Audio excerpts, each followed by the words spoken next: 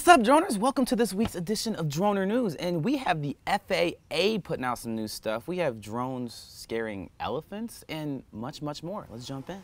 Coming in first, as you know, there is a law that says that you are not allowed to fly over people with your drone. You can't do it. It's not something that's cool. But the FAA understood that this is something that's not going to stand up forever. This is one of these laws that they have as a blanket law that they're like, all right, cool, this is what everybody needs to do for now until we figure out how this could work or what the risk is. And they actually commissioned some studies to be able to figure this out. The commissioned study they did was done by a group called Assure, Alliance for Safety Systems of UAS through Research Excellence. Wow.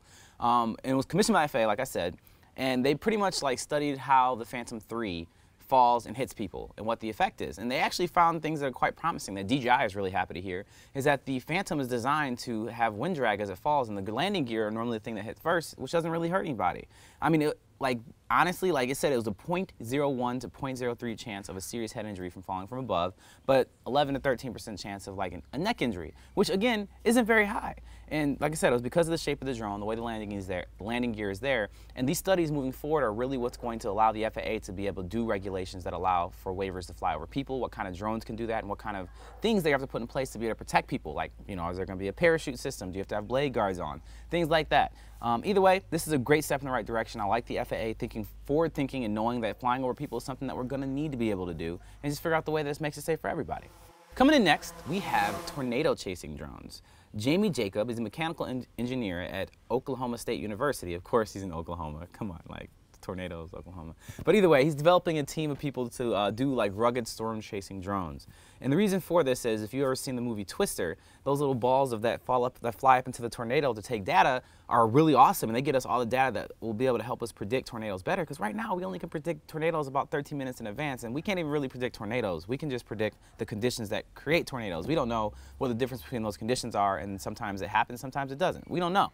But we do know that we will be able to figure out the more data that we get. And we're having trouble getting that data because those little things that fly up into the wind and get the data are really hard to put in places where tornadoes are, because we don't know where tornadoes are going to be because we can't predict them. It's like a catch-22 or whatever you want to call that. Either way, drones that can fly in up to 120 mile-an-hour winds and can get anywhere really quick would be really helpful to be able to drop those things into the tornadoes. And they're developing those, and they seem really cool and like a cool thing to fly and have fun with, because I would like to do that but be really far away from the tornadoes. But regulations from the FAA at the moment are making it very hard for them to do that because there's flight restrictions, blah, blah, blah. You guys know all the 107 laws. So they're trying to get around that, figure out waivers and all that kind of stuff. But either way, flying drones into tornadoes might be able to save us from tornadoes. Drones doing good. All right, coming up next, we have the FAA actually releasing a new whole series of maps that allows for you to be able to easier figure out what kind of airspace you're allowed to fly in and the height that you're allowed to fly in, specifically close to airports.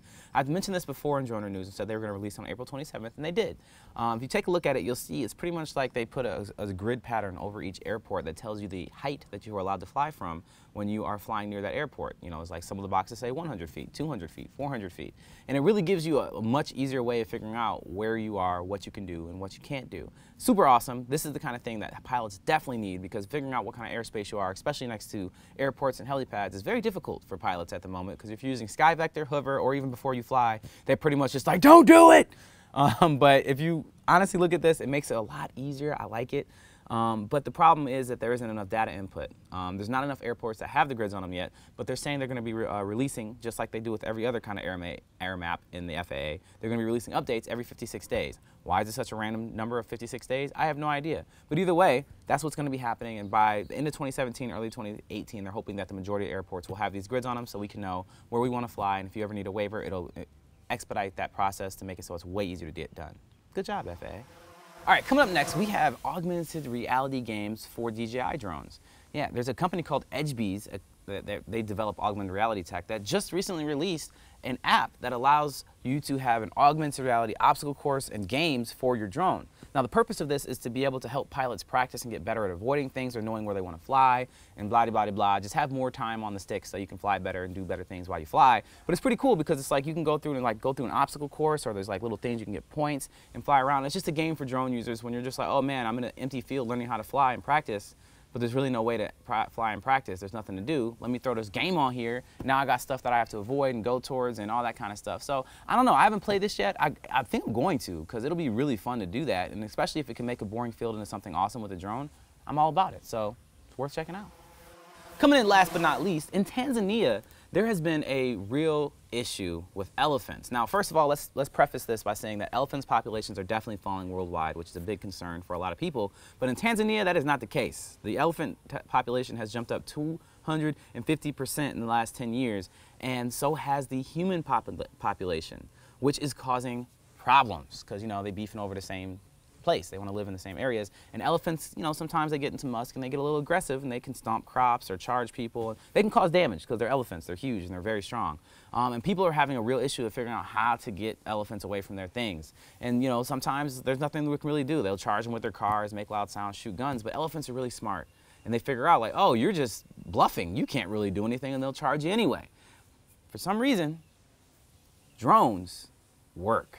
Like, doesn't matter. Like, you fly a drone near an elephant, and it's like the cartoon mouse kind of thing. Like, they are done. Like, you fly your drone, they're like, nope, nope, done, you win, and they leave. So they're using drones to help protect people's property and people from elephants because it scares them, and it's a really safe way for everybody because obviously the drone can't pose any form of harm to an elephant, but it scares the bejesus out of them. So they're using these to be able, park rangers are using these drones to be able to scare elephants away from the property and keep elephants safe. So it's a win. Drone's doing good. I'm really excited about it, and yeah, I like elephants too. Droners, thank you for checking out this edition of Droner News. And if you want to see more Droner News segments, you can click here because they're always interesting and they stay relevant for a really long time. Or if you want to see the best opening video ever, you can click here. Otherwise, subscribe because that's what allows us to do what we're doing.